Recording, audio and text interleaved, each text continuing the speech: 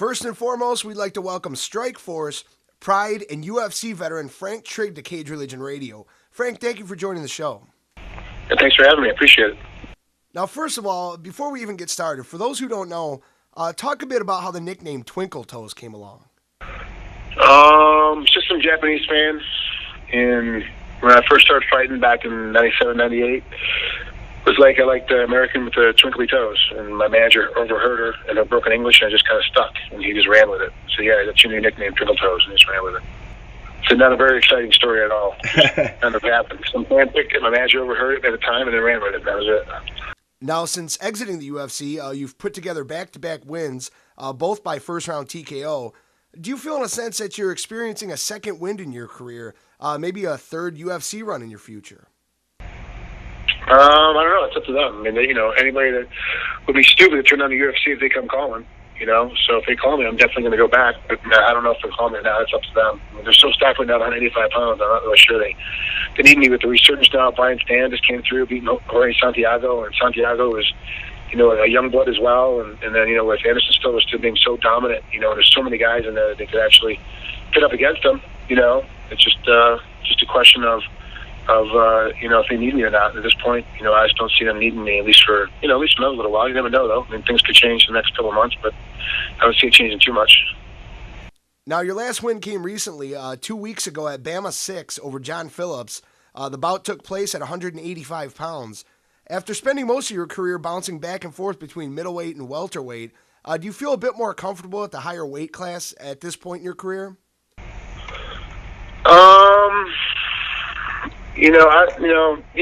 I feel better up a little bit, but not really per se. I spent most of my career at 170. I've only had maybe half dozen fights at 85 out of my whole career. So, but at this age and how things are going right now, I do feel a little bit better up at 85, and I can move more. I can train harder because I recover quicker in between workouts. When at 170, I have to watch my weight so much.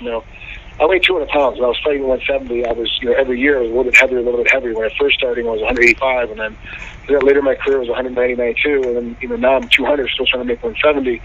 So it's better for me to be at 185 at this point. I'm just a better competitor, able to move more, able to concentrate more, able to work harder and longer because I can recuperate between the weight classes at 85. When I was at 170, I might be able to have one or two super hard practices a week, and the rest of them have to be medium practices because I couldn't recuperate.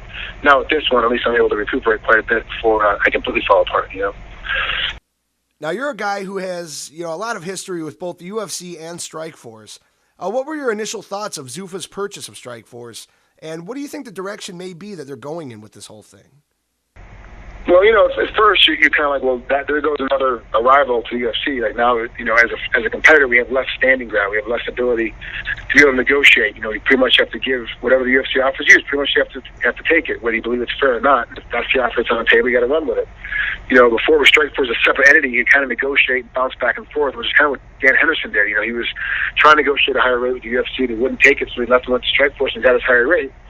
But as a fan, it develops fights like we're about to see with GSP and Diaz. I'm about to see the fight at 170 that I've always wanted to see, is to see where is Diaz located on this whole round. Like what's his gig? Like how far can he be away from the top end? I want to see his ability to be able to compete against St-Pierre. I wasn't going to be able to see that unless it happened the way it did. Well, now they're going to fight. I believe it's October 31st. So, now I'm happy to see it. I'm happy to see what's going to go on. I'm happy to see how it's going to work. I'm happy to see how things are going to happen.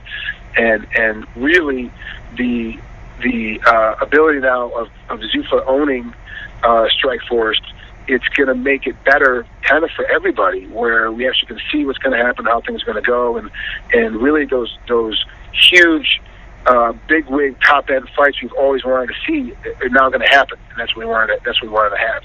So what I wanted to see go on is really that ability to go through and be able to see the top end fights, the best guys, the dream up fights between the best guys now in the world are all going to happen because Zuffa pretty much owns 85% of all the talent in the world right now are fighting for them.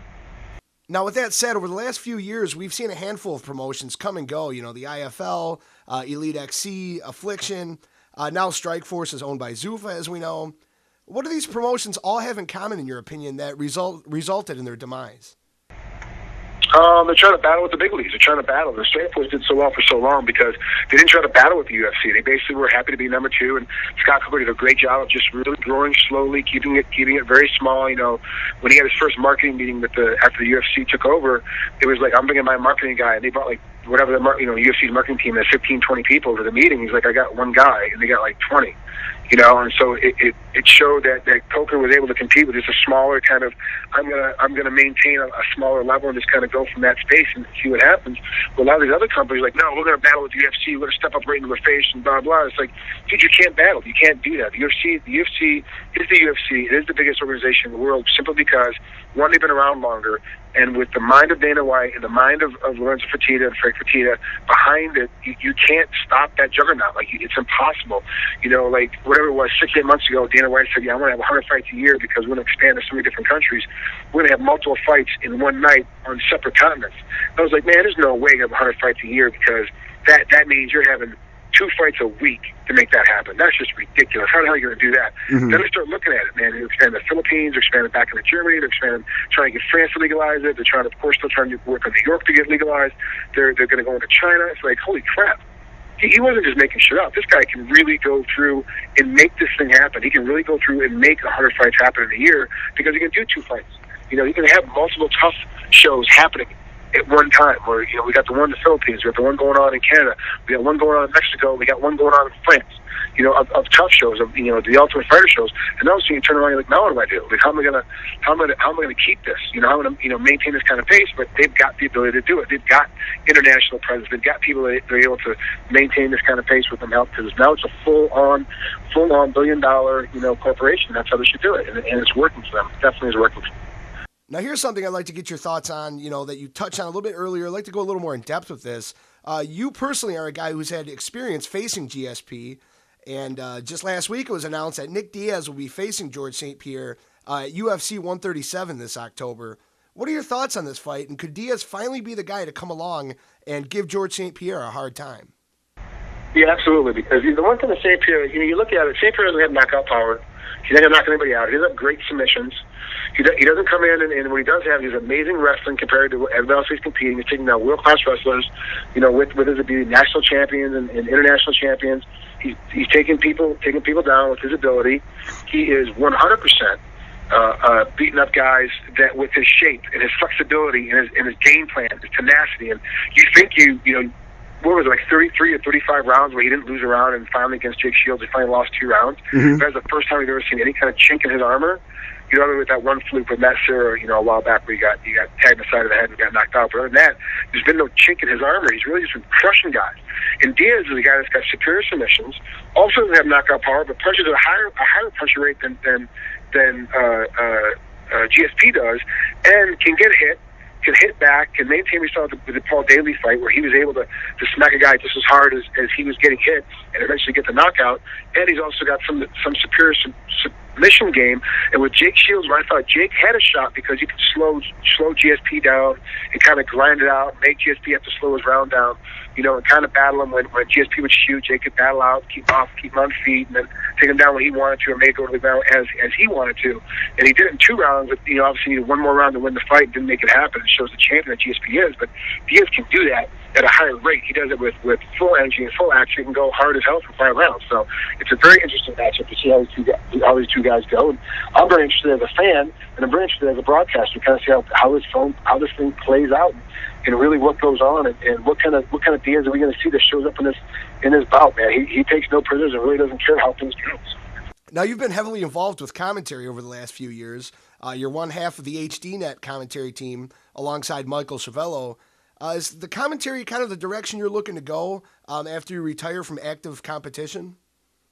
Yeah, when I feel right now I'm kind of in both worlds. I'm broadcasting a lot because HDNet had a spot for me and needed me to fill the space, and I'm also doing a big deal where I'm still fighting and still trying to compete at the same time. And obviously, if I get a full competition schedule, I'm gonna have to pull off on some of my broadcasting schedule. But 100%, when I retire full time from fighting, I will be a full time broadcaster in MMA as a secondary chair. Hopefully, Michael Cervello, and we'll see what happens. But ultimately, my main goal is to get on and start hosting television shows. shows. I don't want to be a mainstream.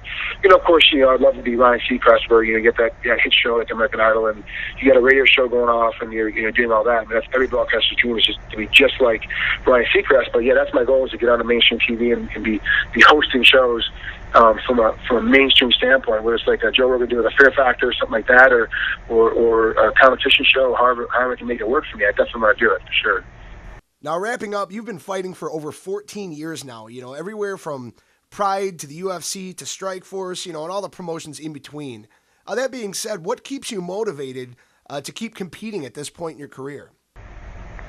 I like competition. I'm kind of an adrenaline junkie. I really like getting up in the morning and training. Like, I'm right now in a hotel room in Denver. We just got done doing some broadcast work for HCNet. I got a couple phone calls. I got 1 or 2 more interviews I got to do after this, and I'm jonesing to get changed and get down on a stationary bike downstairs, because it's that time of the year now where I'm in between fights. I get on my bike. I do a lot of road cycling, a lot of road biking. I'm really big into road cycling. I'm gonna start doing a little extra swimming and trying to keep my cardio up and trying to keep my body weight down to a manageable level while maintaining my strength and size and what have you. And so I'm really getting ready to get down there and get on these spin machines with a spin class. I'm going to take in about the next 45 minutes and we'll jump in the spin class.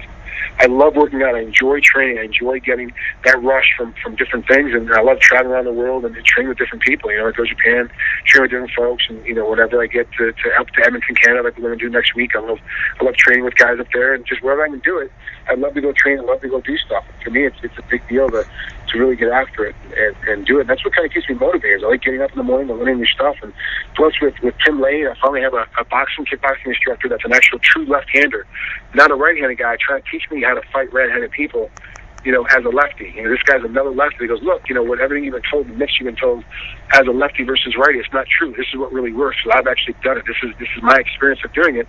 And then I started working real heavy with Neil Mellison and really revamped my wrestling, and really revamped and made me hungry again to get back into wrestling practice, and really made me hungry again to get back to my grappling roots and really try to make things work for that. And that's what you saw in the last fight. The whole purpose of it was to stand there and trade with John a little bit, take him down, pass his guard, beat him up on the ground. If he got back up to his feet sometime in the first round, make him tired before he got up there by grinding on him and making a grappling match and really grinding on him, making his arms tired. And when we got to our feet, beat him up again, because my hands were a lot faster. He was a lot stronger, a lot bigger than me with his hand power, but my hands are faster. I can get out of the way, and I know how to move out of the way now and how to shift stuff. So that was really the reason why I still like to compete, because I'm still learning stuff. Even after 14 years, it's a whole new ballgame for me. Every time I go into practice, I'm going to know something new about myself and how things are done and how to be a fighter. So that's why I'm still so excited to go and train, still so excited to go fight.